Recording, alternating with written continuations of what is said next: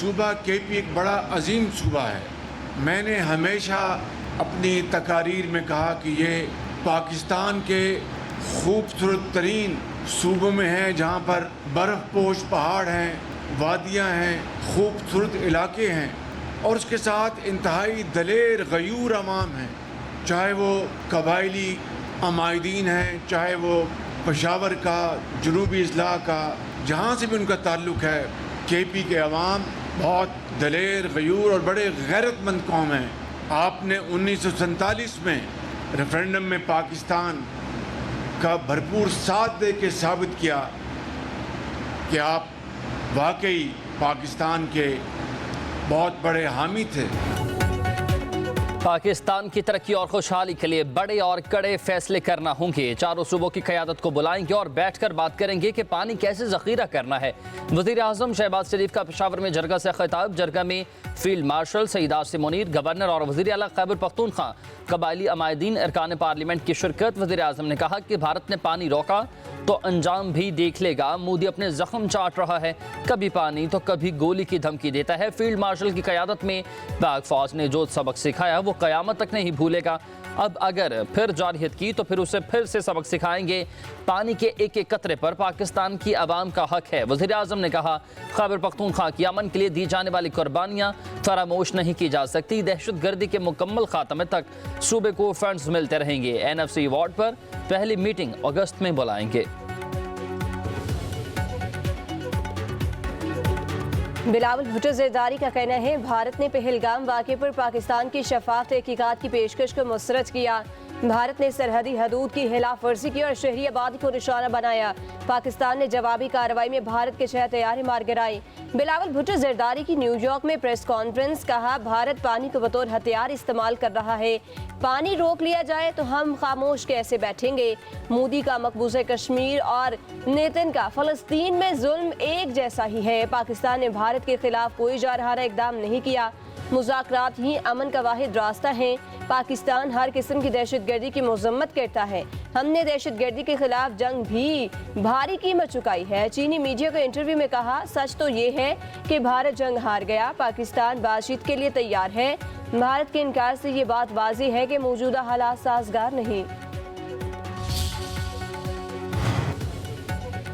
पाकिस्तान के सफारती वफ्द की अक़वाम मुत्तहिदा के हेडक्वार्टर में फ्रांस के मुस्तकिल मंदूब से मुलाकात। बिलावल भुट्टो ज़रदारी ने सलामती काउंसिल के चौथे अहम रुकन फ्रांस के सामने पाकिस्तान का मुकदमा रखा। जेरम बनाफो को भारतीय जारहियत पर ब्रीफिंग। कहा कि पहलगाम हमले का इल्ज़ाम बगैर किसी सबूत के पाकिस्तान पर आयद करना संगीन नताइज का बायस बना। भारत ने सिंतास मुआहिदा मुअत्तल करके आलमी कवानीन की खिलाफ वर्जी की।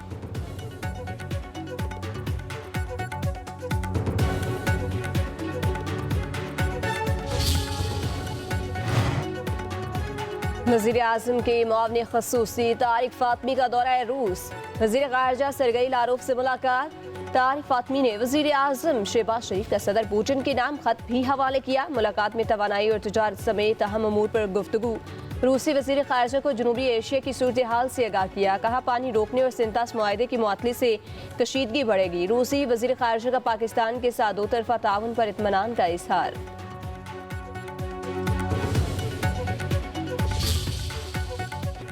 बलोचिस्तान कभी पाकिस्तान से अलहदा नहीं हो सकता। ये हमारी मईशत और सकाफत में रचा बसा है।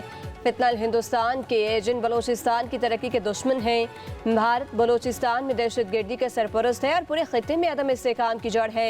DGI-SPR लेफ्टिनेंट जनरल अहमद शरीफ की मुल्क भर से आए असातिज़ा से गुफ्तगू। बोले दहशतगर्द भारत से पैसे और तरबियत लेते हैं। दहशत गर्दों का मुकाबला तालीम, रोजगार और तरक्की से मुमकिन है। दहशत गर्दों की लाशों पर सियासत करने वाले दहशत गर्दी के सहूलतकार हैं। DGI-SPR ने मजीद कहा कश्मीर पाकिस्तान का है और रहेगा, इसमें कोई शक नहीं। अफवाज पाकिस्तान, अवाम की फौज और उनके दरमियान कोई फासला नहीं। भारत की गलत फहमियाँ खाक में मिल चुकी हैं।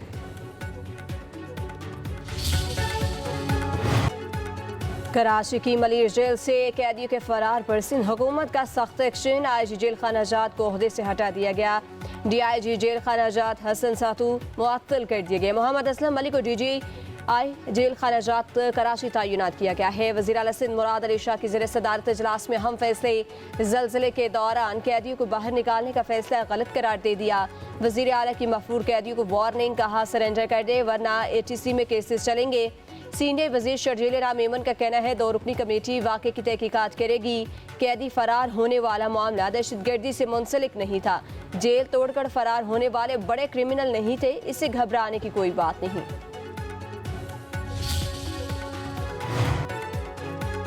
मलीर जेल से फरार होने वाले 78 कैदियों को दोबारा गिरफ्तार कर लिया गया। मफरूर 141 कैदियों की तलाश के लिए खसूसी टीमों की तश्कील। गुज़िश्ता रात ज़ल्ज़ले के दौरान बैरकों से निकालने पर कैदियों ने हंगामा आराई शुरू कर दी। पुलिस एहलकारों पर तशद्दुद किया। झगड़े के दौरान एक कैदी हलाक और 3 जख्मी रहे। झगड़े में 4 एहलकार भी जख्मी। तहकीकाती रिपोर्ट आई जेल खाना जात को पेश। रिपोर्ट के मुताबिक सर्कल नंबर 4 के दरवाजे को आहनी सलाखों से तोड़ा। सर्कल 5 और 2 को बहुत सी बैरकों के ताले तोड़े गए। कैदी मरकजी दफ्तर पर भी टूट पड़े। जेल अमले को भी मारा पीटा। कानून नाफिज करने वाले इदारों के ताउन से ही सूरत हाल पर काबू पाया गया।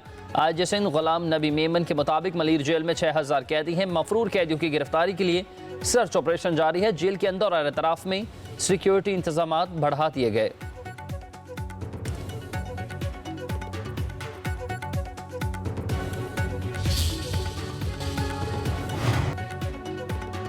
भारतीय एतराज़ात मुस्तरद। एशियाई तरक्याती बैंक ने पाकिस्तान के लिए $800 मिलियन का पैकेज मंजूर कर लिया। पाकिस्तान को $300 मिलियन पॉलिसी कर्ज और $500 मिलियन की गारंटी मिलेगी।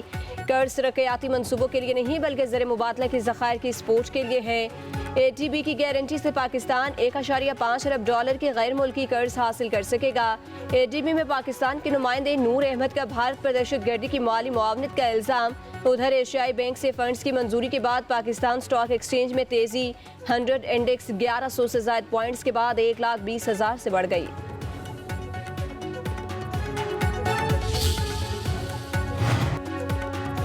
विफाकी बजट पेश करने की तैयारियां मुकम्मल। कौमी असम्बली और सेनेट के इजलास 10 जून को तलब कर लिए गए। सदर मुमलिकत ने दोनों ऐवानों के इजलास के लिए तलब किए। कौमी असम्बली का इजलास शाम 5 बजे, सेनेट का 6 बजे होगा।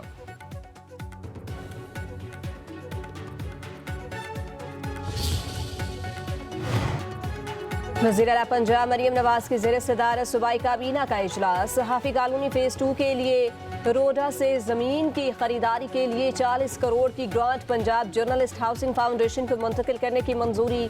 लाहौर में मेडिकल सिटी के क़याम के लिए ज़मीन के हसूल और अस्पतालों में फर्नीचर और आलात की फराहमी के लिए फ़ंड्स की मंजूरी। पंजाब हुकूमत के हेलीकॉप्टर की overhauling, Punjab airport private limited company बनाने, मुख्तलिफ अजला में इलेक्ट्रिक बसें चलाने, इंटरेस्ट फ्री इलेक्ट्रिक टैक्सों की फराहमी की भी मंजूरी।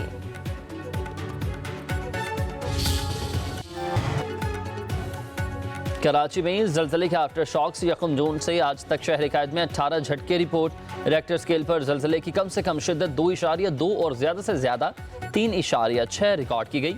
आज सुबह 9:57 पर 2.8 शिद्दत का ज़ल्ज़ला। सरबराह सुनामी वार्निंग सेल अमीर हैदर लगारी का कहना है कि ज़ल्ज़लों का यह सिलसिला 1-2 रोज़ जारी रह सकता है। शहरी खस्ता हाल इमारतों से दूर रहें।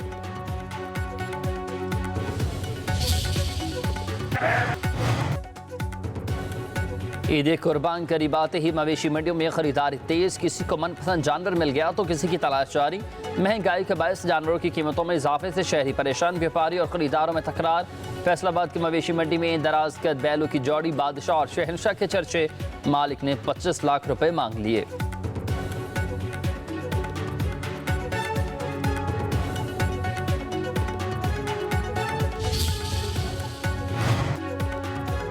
और लाहौर समेत पंजाब के मुख्तलिफ हिस्सों में बादलों के डेरे। कई शहरों में हल्की बारिश। ठंडी हवाओं ने मौसम खुशगवार बना दिया। पत्तों की मंचनाबाद, चिश्तियाँ, ननकाना साहिब, साहिवाल, ओकाड़ और गिरदोनवाह में बादल बरसे। इस्लामाबाद, रावलपिंडी, अटक और दीगर इलाकों में बारिश मुतवक्के। खैबर पख्तूनख्वा में 12 घंटों में बारिश की पेश गोई। महकमा मौसमियात के मुताबिक ईद के आयाम में मैदानी इलाकों में मौसम गर्म और खुश्क रहेगा। 7 से 9 जून के दौरान दीर, सवास, चित्राल, कोहिस्तान और मानसेहरा में बारिश होगी।